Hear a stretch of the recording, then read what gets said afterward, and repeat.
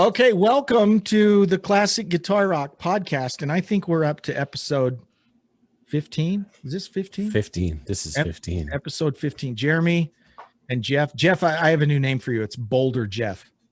Boulder Jeff. Boulder Jeff. Yeah, kind of like Boulder Dash, you know. It's Boulder Jeff.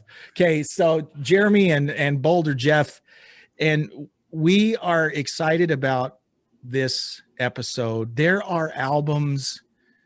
We're going to talk about Led Zeppelin II. There are albums, I would say Led Zeppelin II. I would say Dark Side of the Moon. I would say, I don't know, but there are these huge albums that are almost like holy ground to a lot of people, right? So when you have an album like this, at least I do, I feel a sense of responsibility to to treat it accordingly. But at the same time, you know, we got to be honest. If there's things we don't like about these, we need to talk about those. But I'm super excited about the album today. I hadn't really, dove in and listened to these tracks in a long time. Because, we'll get into it. But like I said, I think you take it for granted. Totally. And it's like so good, so groundbreaking at the time. And that's the thing. There were other things groundbreaking, but this was one of them. Groundbreaking in that, I kind of said this earlier off mic, you know, by the time we were listening to this music, you know, I'm assuming we were at least, you know, in our early teens probably. So by the time we were listening to this music, it had already been around for 10 or 12 years, right? And what we forget is contextually, this was brand new in 1969. And I like to put myself in the place of a listener in 1969 when they hear this for the first time. And I think it really is groundbreaking. And they were doing things that hadn't been done before.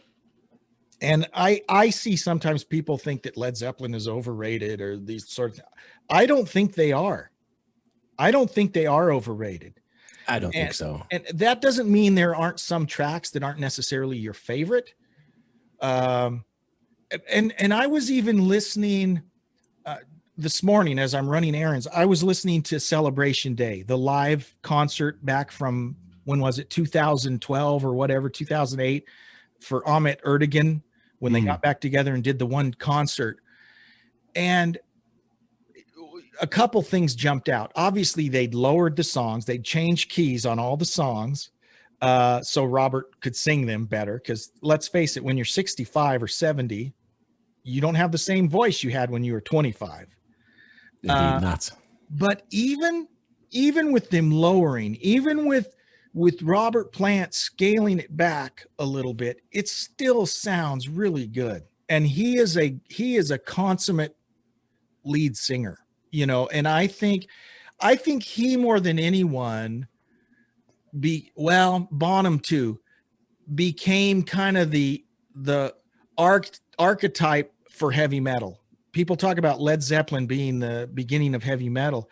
And I see why they say that, but I don't really hear that in Jimmy's guitar as much as I hear it in Robert Plant's vocals and Bonham's drumming. I think those are the two elements more than anything that were kind of co-opted for heavy metal. But we'll get into that. That. Here we jumped right in talking about the album, and we didn't even do all our shtick at the beginning. Yeah. So I don't.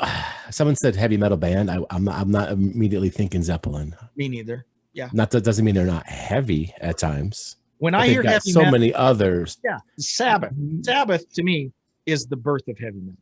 That's what I think. But there are definitely elements singing. You know, I mean, what classic metal singer has not tried to sound like Robert Plant at some point, right?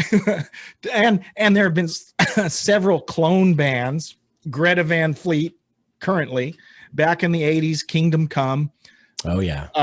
White Snake, you know, people accuse Coverdale of just ripping off Plant, whether you agree with that observation or not. But But let's wait a minute, because Jeff, when you came on, you were very excited about a new piece of equipment you acquired. Yeah. So this is basically a free plug we're going to give someone here. So give us the story on this piece of equipment you acquired. And it was free, which is amazing. Nice. People are getting excited. Jeff got free equipment. I can't wait. Yeah, I love those guys that get guitars and Universal Audio aux boxes sent to them for free to try them out and plug them. You're saying that's not what you got? It's not a guitar? Okay. Why I'm kind of excited is because I'm looking actually at my desk right here. I've got probably 5 or 6 different kinds of guitar picks. Okay. Because I change and I switch guitars, and different picks actually go better with that guitar or that guitar. Right. I bought the JHS Bonsai pedal. Okay. JHS, great company. Josh making pedals. Mm-hmm. The Bonsai is a tube screamer. There's 9 different kinds of tube screamer pedals in this thing. Right. In the box is this free pick. I said, oh, whatever. I buy a lot of pedals and they come with picks. Right. But this one, I don't know. I thought it looks kind of cool. And it's got JHS on it from a company called Gravity. And so those of you watching on YouTube can see the actual video. Yeah. It's a cool looking pick. It's a cool looking pick. It's kind of translucent. It's thick. I think it's a 1.5 millimeter, but I went to their website and they make thicker ones. Wow. Like people doing what is it called? Gent? Yeah. Genting? Yeah. Yeah, exactly. And it's big for me as well. And I just thought I'm going to just pick it up and start strumming. And immediately, I don't know, it just fits great. It doesn't slip. And it's got this unpolished edge. You can buy the polished edge as well. I found out. But this one's unpolished. So it's like a little rough. Mm-hmm. But when you dig into the string, it kind of, you could just dig in, it kind of grips. It kind of, the articulation is like, boom, right there. So I was impressed. I went to their website and I bought some. He's a fan. I'm a fan. We are not endorsers. We are not paid spokespeople. No. This is a legit testimonial from an actual user. Yeah. And then you think, oh, picks, whatever. Yeah. They don't make a difference. Maybe make a little difference. But this one, I thought it did. So I bought some, and you can't, I can't tell exactly what this was made out of. Mm-hmm. I think it's acrylic, because the other ones on the website are acrylic. But on their site, it just mentions, oh, this is Josh's company, and this is a great pick, blah, blah, blah. It doesn't tell you what's actually, but I think it's acrylic. Anyway, awesome. Check it out.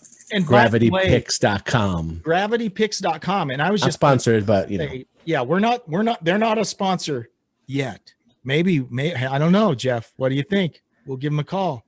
I'd love to try out all the picks and then talk about them. Why not? JHS pedals, by the way. I don't own a JHS pedal, but I'm a huge fan of his YouTube channel. And Josh has some excellent videos. If you're a guitar nerd like Jeff and I, you can waste hours watching his videos, histories of different guitar pedals and amplifiers. And what I like is he makes pedals and he's selling pedals, but he talks about other companies' pedals, and it's a really cool channel. So if you haven't checked out the JHS pedals page on YouTube, you definitely want to do that. So I like when he demos pedals, his or other people's. Often him and his band will play. Right. And they're pretty good. They write some fun stuff. I just realized, Jeff, on the not last episode, the one before last, I downloaded a YouTube audio track from JHS pedals. So they've uploaded some of their little tunes to YouTube. So YouTube producers can use, copyright free music. He's got a couple up there. And one of the bumpers I used week before last was from JHS. I just remembered that. No way. Speaking of bumpers, this is a tease for toward the end of the show. Toward the end of the show, we're going to hear a bumper that Jeff produced.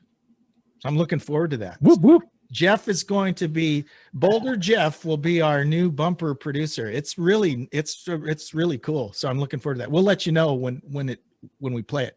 But that's really cool. One other thing before we come back and talk about Led Zeppelin II, we have a new sponsor, and I made the invitation on the last episode that if you are interested in sponsoring, the great thing about sponsoring a webcast, by the way, let me put on my marketing nerd hat. The cool things about podcasts are they are very niche oriented. Like, for instance, as you can imagine, a podcast like this is our core demographic are males like 45 to 60 years old. Now, if you don't fall into that demo, that's great. We love to have you here, but the majority of our listeners fall into that category.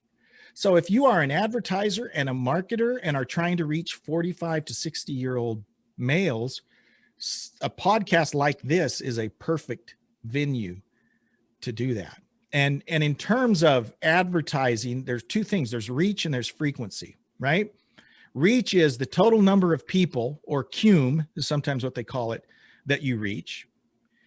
And frequency, how often can they hear your message? Well, the nice thing about a podcast is even if the reach isn't that great yet, the frequency is there, and podcasts are what you call evergreen, right? So an episode that comes up that we post tonight, right? After we record this and we post this episode tonight or tomorrow, it will be here forever. So if a commercial is put into an episode, that commercial will continue to be heard forever, right? And if you buy in, if you invest in advertising on a podcast at the beginning, like we are, imagine 5 years from now, Jeff, when we've knocked Joe Rogan out of the top spot. Coming for you, Joe. These commercials that you paid hardly anything for are still being listened to by millions of people. So it's actually a really good investment to advertise on a podcast for several reasons. But anyways, the uranium of the web. The uranium of the web. Or whatever. Exactly. So I bring that all up because, number one, it's another invitation. If you'd like to advertise with us, email us, classicguitarrock@mail.com. We can get you all the information. But I am pleased to announce we have a sponsor. We have a sponsor for our show. Hey. So we want to welcome as our first official sponsor, Braun and Jarvis Family Dentistry, right here in my hometown of Spokane, Washington. So we'll hear a commercial from them. And then when we come back, Jeff, we're going to jump into this conversation about Led Zeppelin II. Attention. If you live in Spokane, Washington and have teeth, this message is for you. Braun and Jarvis Family Dentistry knows teeth. Incisors, bicuspids, canines, molars. No tooth is too big or too small. I was delighted and impressed. So impressed, I bought the company. With Braun and Jarvis, you'll have the sweetest grill in the inland Northwest. And let's be honest, nobody wants a funky grill. Braun and Jarvis Family Dentistry. 509-464-2391. That's 509-464-2391. Braun and Jarvis Family Dentistry. Quality dentistry that doesn't suck. All right. Awesome. So there's our official sponsor. I want to go. I want to go too, man. So yeah, we want to thank Braun and Jarvis Family Dentistry in Spokane, Washington, for being our first sponsor. A little backstory there. So Brad Jarvis, Dr. Jarvis, he's a friend of mine. He's a drummer. So we play in a band together. Oh, and he reached out. He said, hey, I like to be I was joking, actually. I was saying, hey, you should be a sponsor. Joking, completely joking. And he said, no, I'd be a sponsor. And I said, well, really, Brad, our listeners aren't really so much here in Spokane. They're kind of spread out all over. So it probably wouldn't make a whole lot of sense. He said, no, I want to do it. I want to do it. And he wanted a monster truck style commercial. So that's what he got.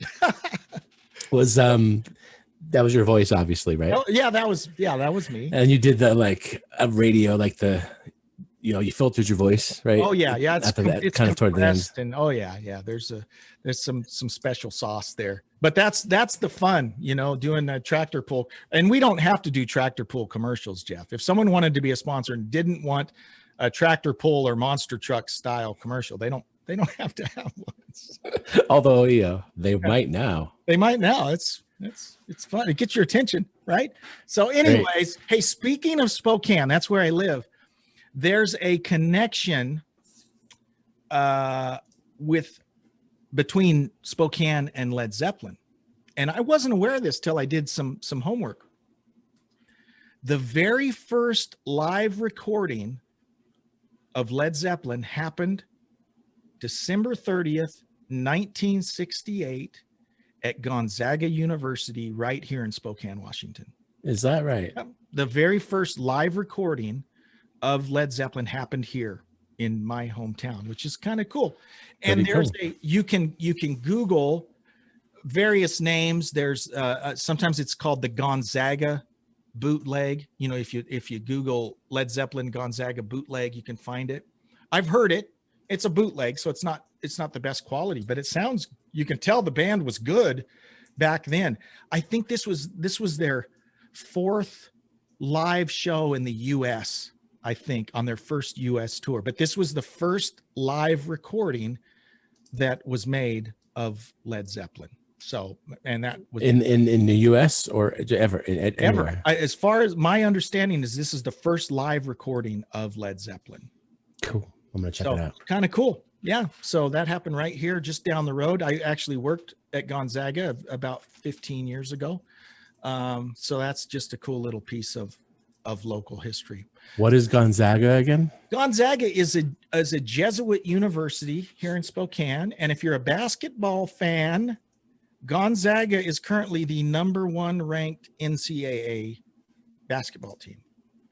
And what's amazing about that is Gonzaga has about 5,500 students, and they compete against the Dukes and the North Carolinas and the Kansas. They're in that. They made it to the finals like 3 years ago. They didn't win, but they were second in the U.S.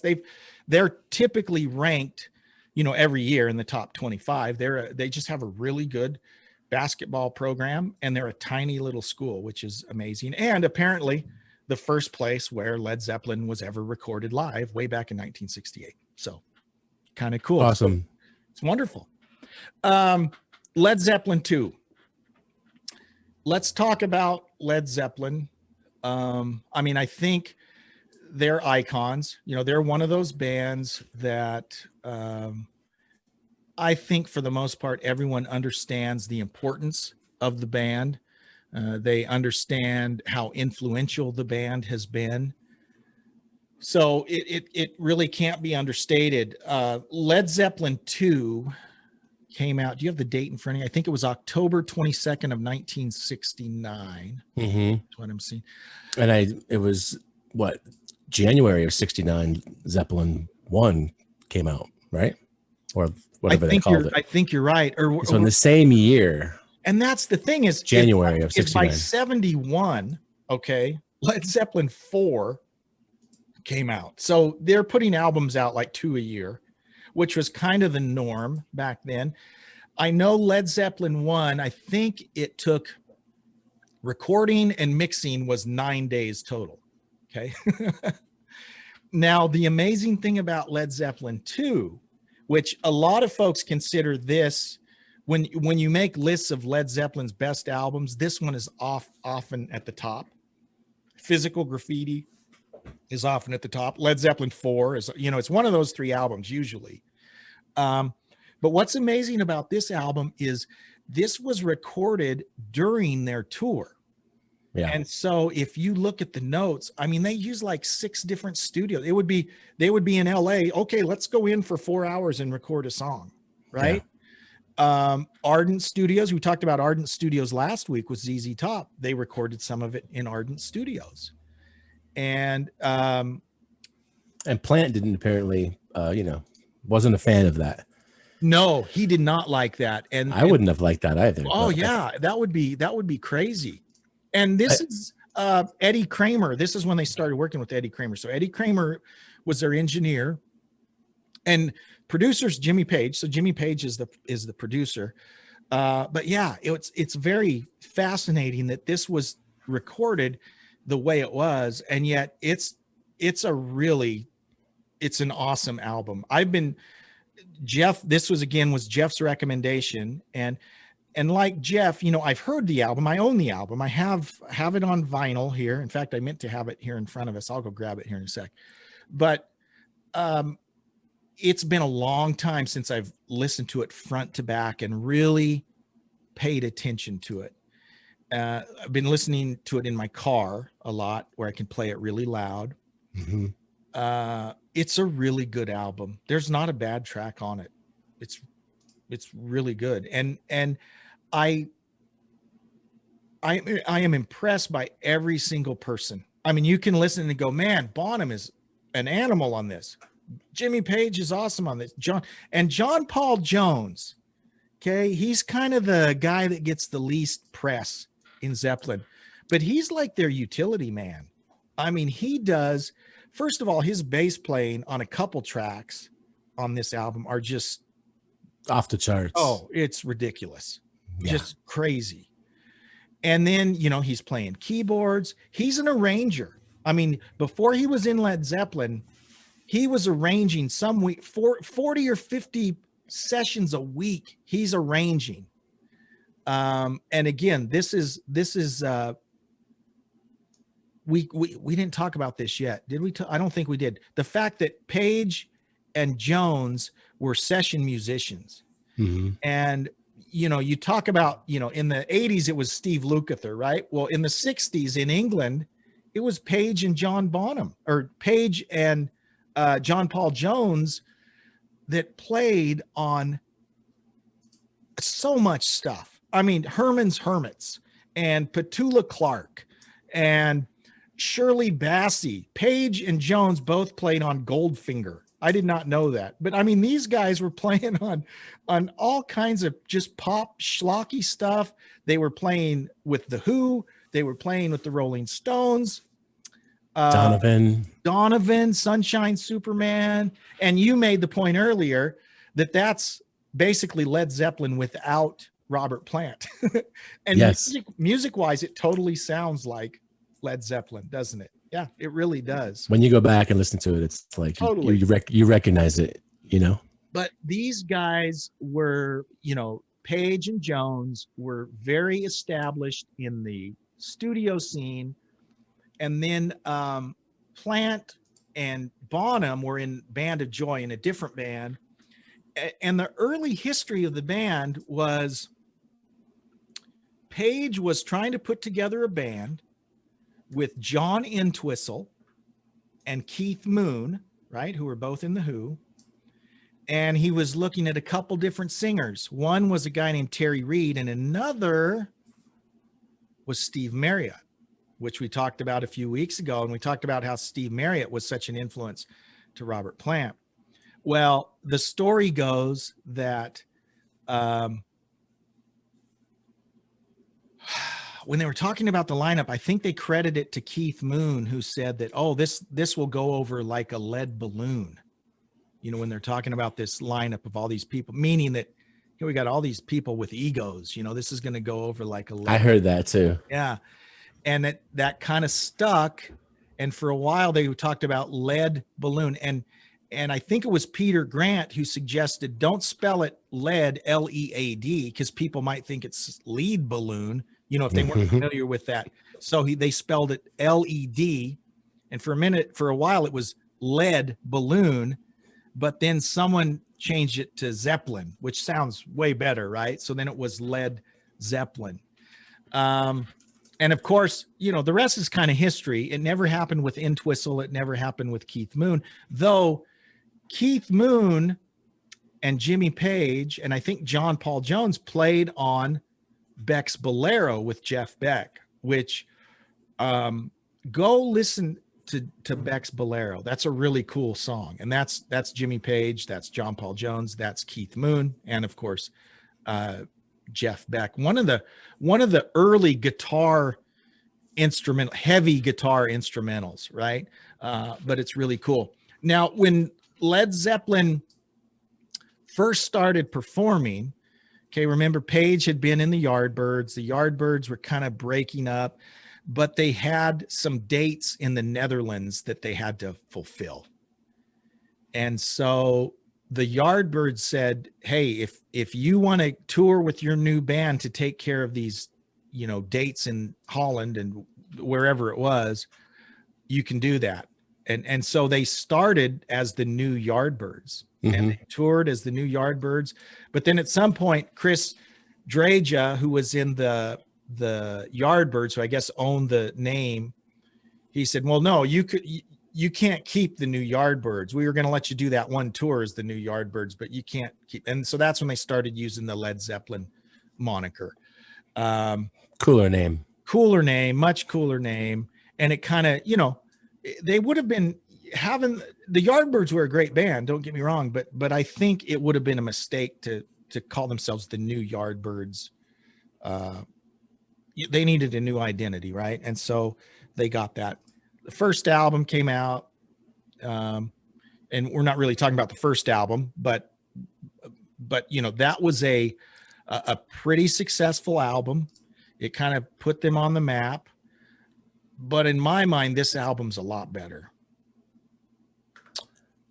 I think so. I mean, of course, it's subjective, but certainly the production of it is really quite amazing and interesting for the time. And, I always like to play music that I really respect production wise on my phone. Right. Then the car, then back to my studio where I have, nice monitors.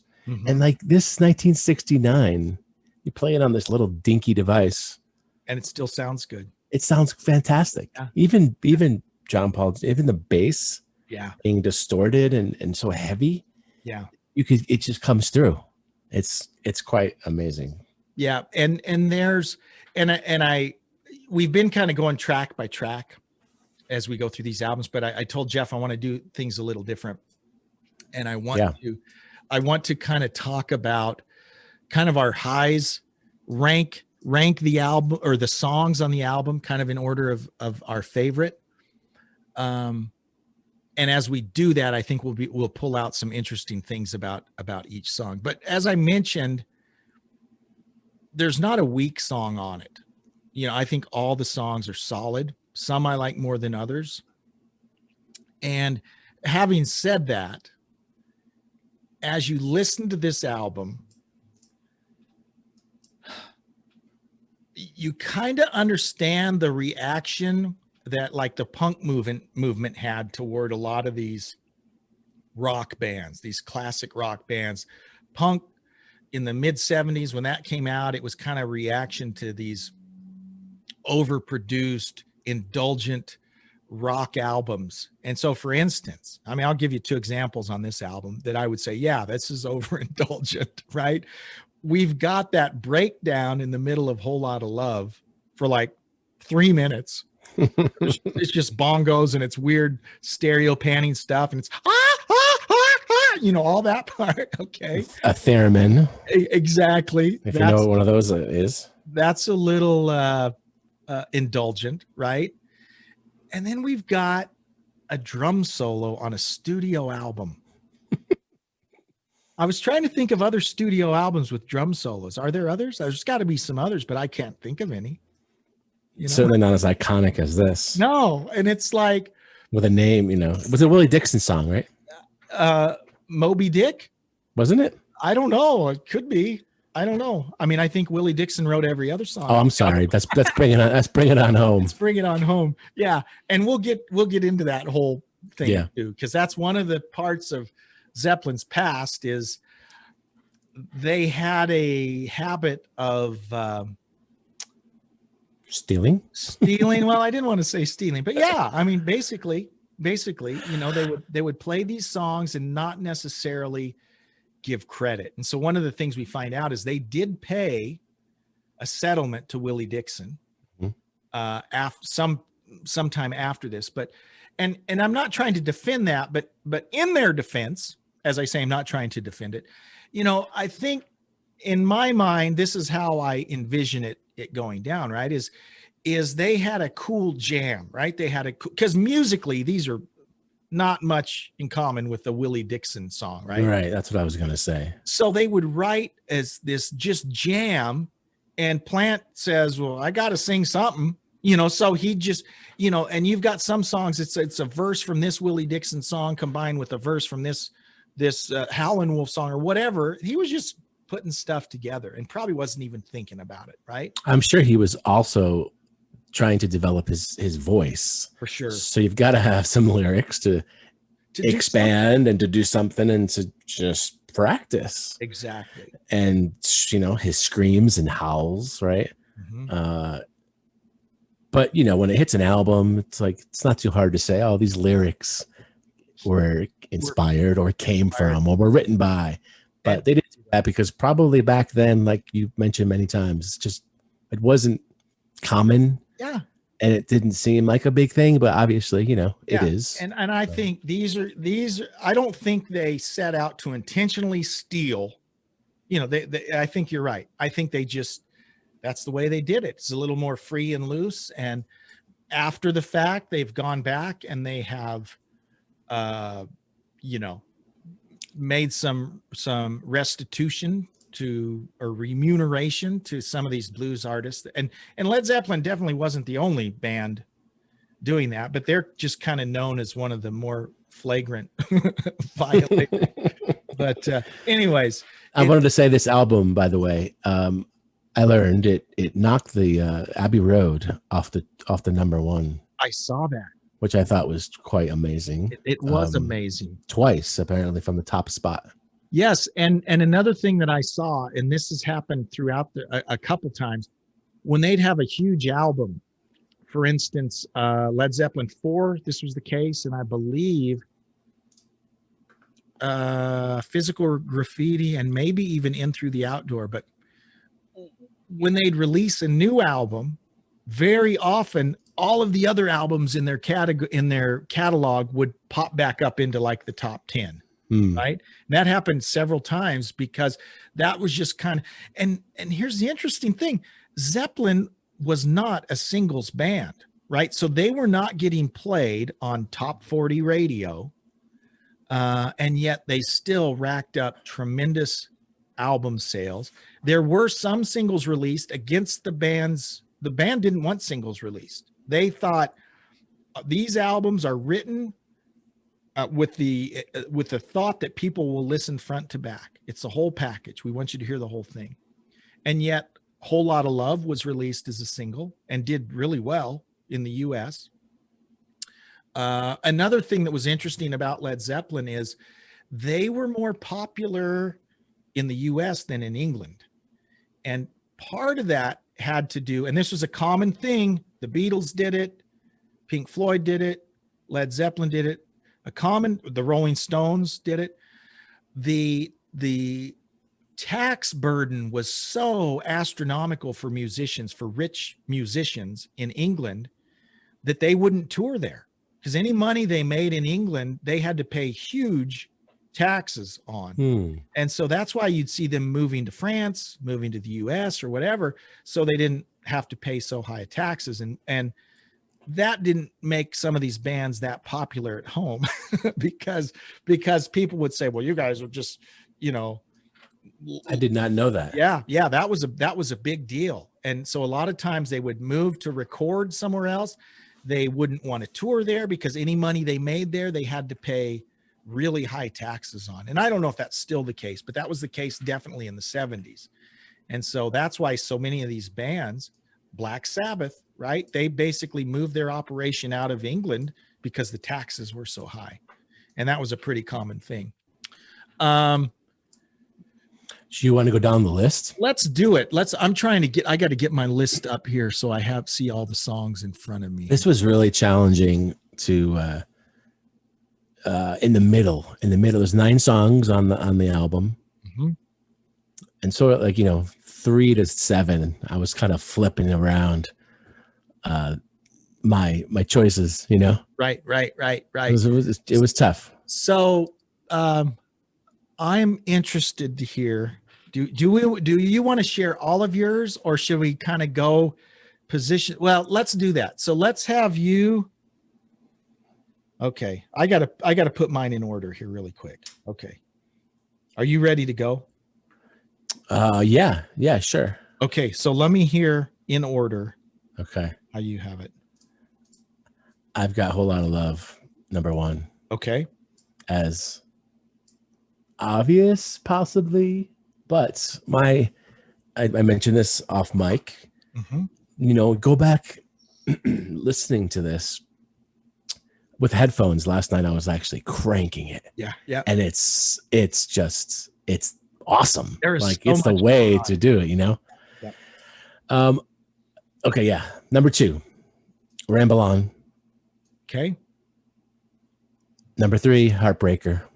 Okay. Number 4, What Is and Should Never Be. Okay. Number 5, The Lemon Song. Okay. Number 6, Thank You. Number 7, Bring It On Home. Number 8, Living Loving Maid. Number 9, Moby Dick. Now, Moby Dick is an amazing bottom. Obviously, we all know. But as a song, that's why I have it Right. on Exactly. the bottom. Right. And Living Loving Maid is sort of, you could Kind of- almost hear that it wasn't taken so serious or something. Right. And then, of course, you read about it, and it's supposed to be about a groupie, and no one really loved the song. And Right. And now, is that the one that Led Like- Zeppelin never played live? Is that Yes. They never played it live. Plant has played it live Yes. after the fact, Yeah. solo stuff, but they never played that song live, which surprised me. And yet that's the one that Heartbreaker goes right into. Exactly. When you hear it on the radio and they're doing 2 for Tuesday, right? Like we mentioned last week. Yeah. They got That's the song, and I'm sure they hear that and they're like, ah. Yeah, for sure. So All right. Interesting. Let me give you my list here. It's actually more different than I thought it would be, to be honest. So my favorite song on this album, and part of it is nostalgia. I had a mixtape that I stole from, I didn't steal, but a mixtape that my brother's friend made, and somehow we wound up with this on cassette. It was a high quality Maxell cassette that a friend of my brother had made, and this was the first time I'd heard Ramble On. And so I listened to that as part of this other mixtape that had songs by Heart and Aerosmith and all kinds of stuff. But Ramble On, I've always loved. And that's my favorite song on the album. And I think Led Zeppelin kind of gets pigeonholed into this heavy rock band, but and I've heard Plant even say this, and I think Page has even said it, is they thought of themselves more of a folk band than a heavy metal band. The point being that they just played Led Zeppelin III is a pretty acousticy, folky album. But the thing I like about Ramble On is you kind of got all the elements of Led Zeppelin in one song. You got the guitar, the acoustic guitar, and the little, it sounds like he's just tapping on top of the table or something, the little until the heavy part kicks in. But it's just a great song. The lyrics are kind of cheesy. He talks about Gollum and the darkest depths of Mordor. And that's nerdy. And I was listening to Led Zeppelin IV last night, and is it the Battle of Evermore? One of those songs are talking about ring wraiths and all kinds of these allusions to Tolkien, and they were nerds, right? Yeah. And that's okay. But I just love that song. I think that's a great song. My second favorite is actually Thank You. Wow. Favorite. Yeah. Did you have a girlfriend at the time? No, I don't know. I just have always kind of liked that song. It is a great song. Don't get me wrong. And again, I like the acoustic guitar on that.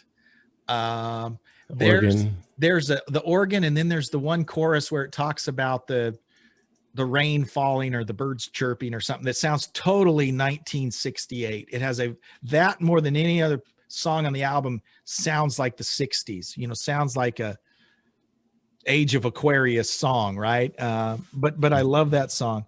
But now what I did, and I kind of cheated, I have Heartbreaker and Livin' Lovin' Made as one song. So I counted those as one song because like you said, I can't separate them. That's my number 3. But I do have to say this. Heartbreaker, I love. That's one of the first songs I sat down as a 14-year-old, 15-year-old and tried to learn the bow, but where there's the breakdown and it's just Jimmy playing his guitar, some of that is really sloppy and messy sounding.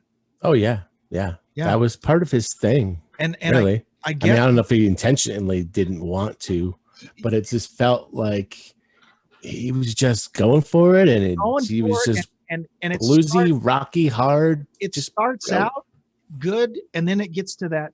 There's a flourish in the middle that's just a sloppy, messy. And part of me is like, well, why didn't you fix that? But I think you're right. I mean, I think that's the way it happened, and he just left it in. But overall, I love the song. I love it going into Livin' Lovin' Made, and I think you're right. I think Livin' Lovin', I don't want to say it's a throwaway, but yeah, they definitely did not take it as serious, as some of the other songs. Okay, you're on 4 now? I have a whole lot of love for number 4. I guess it's really 5. Because I combined those together, so that kind of messed it up. But anyways, Whole Lot of Love, great song, obviously. Now in this song, the lead guitar stuff, it's that same kind of gritty, raunchy tone, but it just sounds like he's much more articulate in this song than in that little, solo section in Heartbreaker. And there's cool things, right? There's the long drawn out thing in the middle, which I think on the single version they condensed that way down. Which I love. I know you said it's a little, yeah, over the top, and it is, but I'm not saying I don't like it. I'm saying why I see the criticism of this stuff being indulgent, because I could see some people saying, why did you do that? And the answer is they did it because they could. Why did they put a drum solo on a studio album? Because they could, right? Back then, right? Before, and that was this is interesting. That was part of their contract when they were signed, that they had complete artistic control. Yes, I read that as well. So when I say they did that because they could, they really could. And I mean, do you want to talk about, are we going to dive into every song as we go, or should I wait? Yeah, I kind of have been. The one thing I wanted to say about Whole Lot of Love, and I'm sure you'll have a more in-depth technical analysis than me, but the part where it breaks down, way down inside, woman, and you hear, it's not a reverse echo, because it's not a reverse echo, but you hear very quietly in the background, and I'm sure they came in after the fact and inserted the little, I can't call it an echo because it's coming before he sings each line, right? Yeah, I think it was on a separate track. Yeah, and they just looped. And they couldn't, somehow it went through the console and they couldn't get rid of it. So they just left it, but it was an accident. And it wasn't intentional. It sounds great. And how many times have other bands copied that and tried to get that same feel?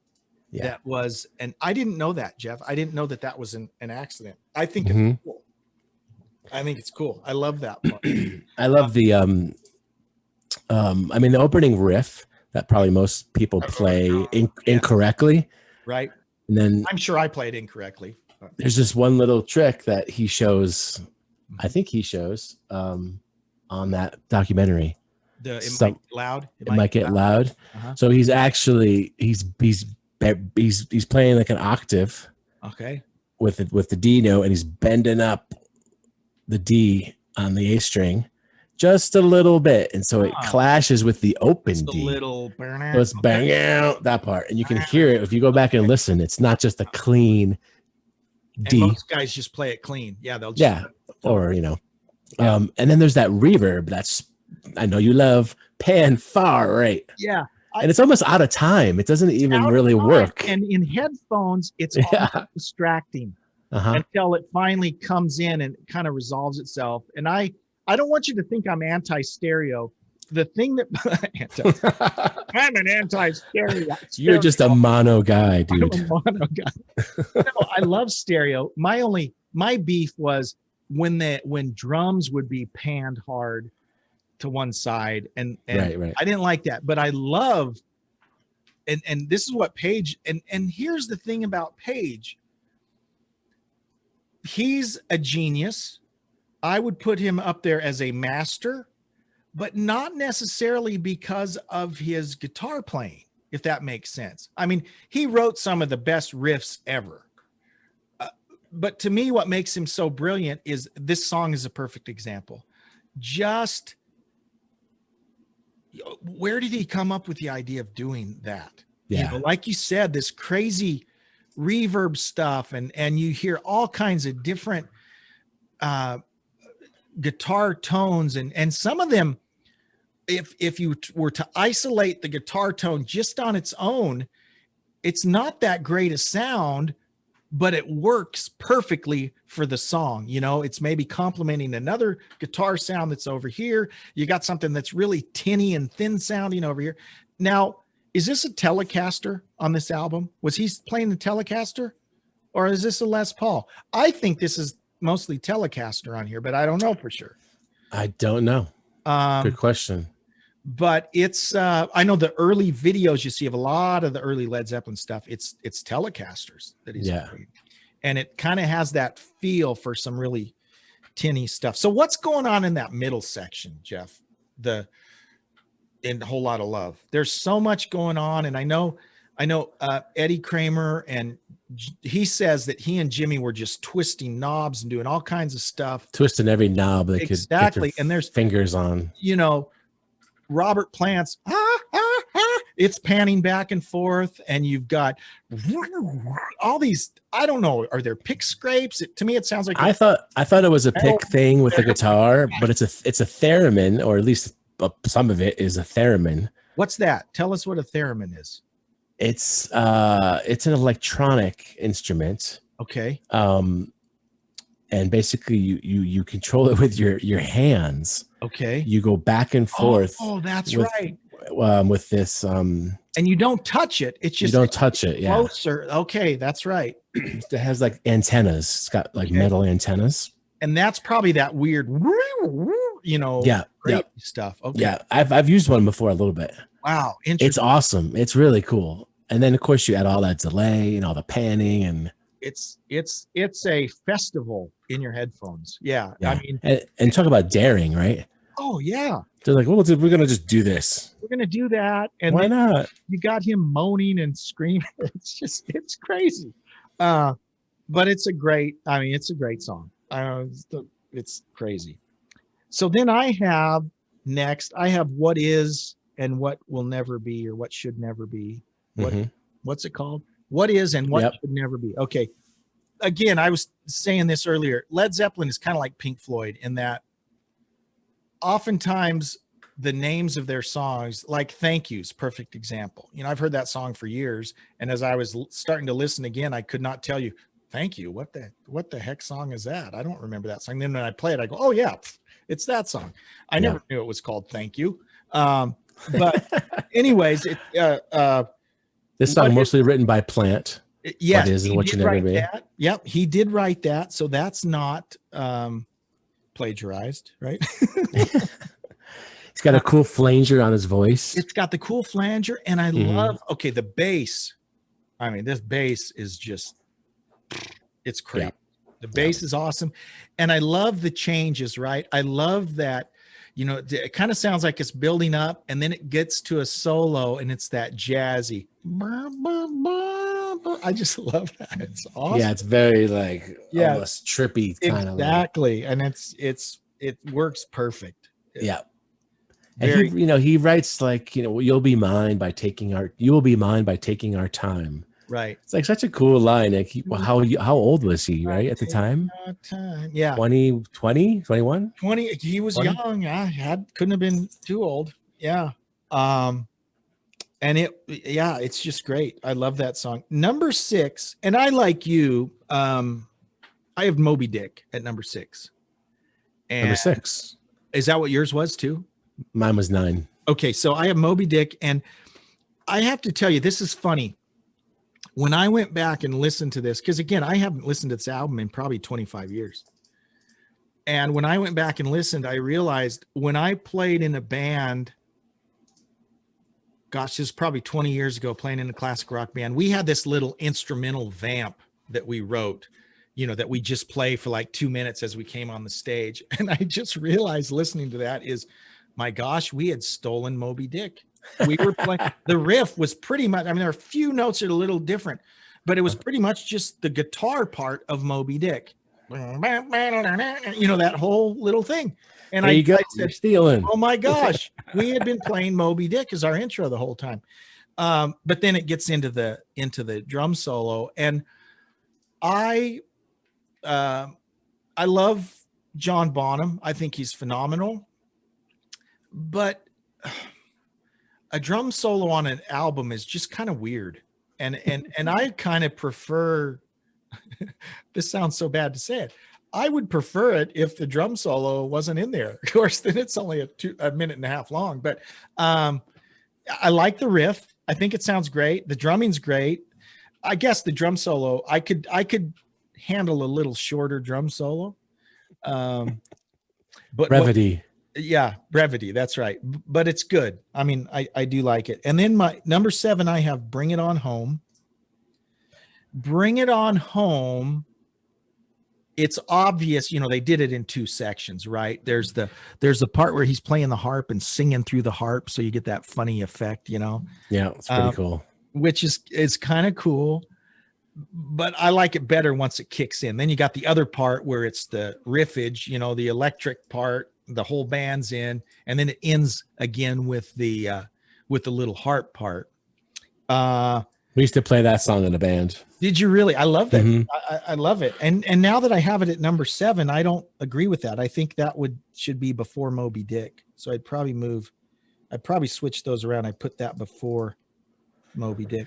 A Willie Dixon song, originally performed by Sonny Boy Williamson II. And do they? I've got to go. I'm going to go grab my record. Hang on, because I want to look at the actual label of my record. Don't worry. Sure. We can edit this out. Okay, hang on. Do do do do do do do do do do do do do do.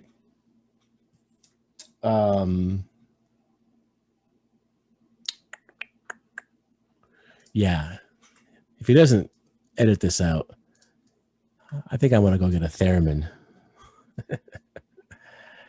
I went to the Vancouver Film School for sound design, sound editing, and we had a class. Really great teacher. His name was Tim. What's that? I was just talking just in case for some reason you didn't cut it out. There wasn't a long silence. But cut it out, please. But okay, so I was just saying my theremin that I first saw was in the Vancouver Film School. Awesome. One of my sound classes, the teacher had a theremin. So I'm looking at, I have the actual album here, and I don't know which. They have different press. This one's pretty old. I've had it for a long time. Oh, hey, by the way, I have to leave at about, getting late. Okay, we're almost done. I have to bring my car in for some things that I have to probably leave in like 15 minutes. Okay, not a problem. So I just wanted to grab the actual album because in the research, it had said that they had a settlement with Willie Dixon. Mm-hmm. But as I look at the actual album, there is no mention in the songwriting credits to Willie Dixon or anyone other than members of Led Zeppelin, right? So there's a few songs where all 4 members are credited. Most of them are Page and Plant. But yeah, there's no mention of Willie Dixon. There's no mention. So the Lemon Song, Bring It On Home, Are there any others that were borrowed from? We know those two songs were, but I just wanted to double check because maybe on later versions they would credit those. I don't know. I haven't seen a newer version of those, but on this version of the album that I have, it's all, there's no credit given to anyone else. Which brings me to my last point. The last song on my list is the Lemon Song. That's just, again, nothing wrong with the song. It's just not, and this one sounds more traditional. I think is this a Howlin' Wolf or this Howlin' Wolf? Okay. Killing Floor. And and it sounds like the guitar style is even Howlin' Wolf style. Bom, bom, bom, bom, bom, bom, bom, bom, bom, bom, Yeah, that's the one he borrows is Squeeze My Lemon from Squeeze My Lemon. Travel in Riverside Blues, Robert Johnson. Yep, exactly. And so there's a little, and that's the thing is there, but even the blues guys did that. They'd borrow from other blues guys and put them in. So Led Zeppelin is definitely not the only band who's borrowed from other people, but they get cited for that. Number one, because they were so successful and they did do it a lot. So they do kind of get brought into that discussion a lot. What I like about the Lemon Song is that double time where it breaks down, changes, when it breaks into the double time kind of thing, and then a solo, and then comes right back and goes right back into the groove. Super tight. I mean, we haven't really. It's just hard to. Bonham is Bonham. We all know, right? Maybe it's not even. It's pointless to say he's just one of the greatest rock drummers ever. We could do a whole show. Totally. But he shines on this whole album. Yeah. Let's just say that. I'm trying to remember if there was one bit in one song that stands out. Actually, that part in the Lemon Song you're talking about is pretty cool, to where they just come right back. Now, here's in Moby Dick, and as I was listening, I was trying to listen to tell, okay, did they actually play this live and the band all came back in real time as he's finishing the solo, or did they actually finish the drum solo and then edit in the band together at the end? And I don't know the answer to that, but if they actually recorded that live and came back in, which I have a feeling they probably did, that's awesome. That's amazing. And it seems they did that a lot with this album, as we mentioned. Yeah, I think so. And again, I said it earlier, it's easy to look at Bonham, 50 years later and say, yeah, that guy was really good. He was really good. But this is new, hot off the presses in 1969. To me, it's mind blowing, the way he played, the production. You talked about the production, the way it sounds. I mean, it's a masterpiece of an album.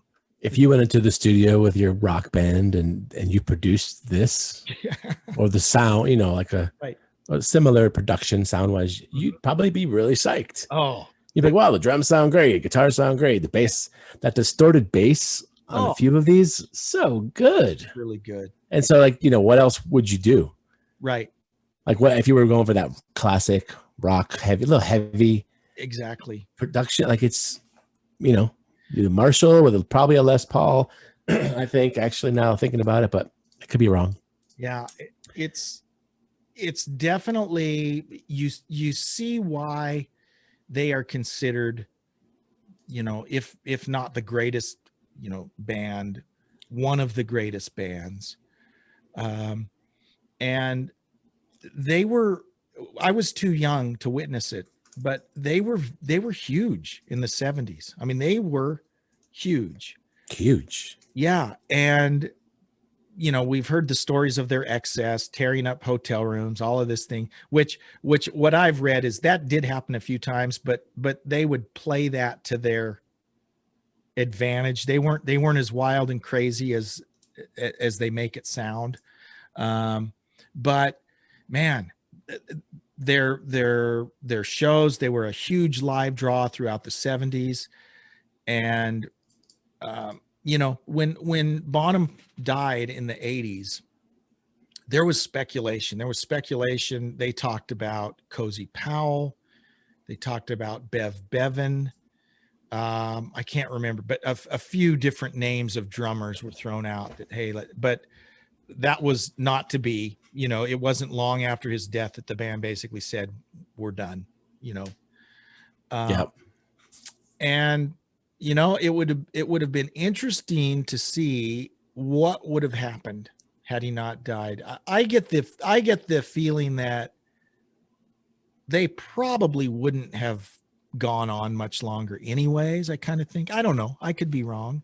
It kind of seems like they had kind of run their course, I think.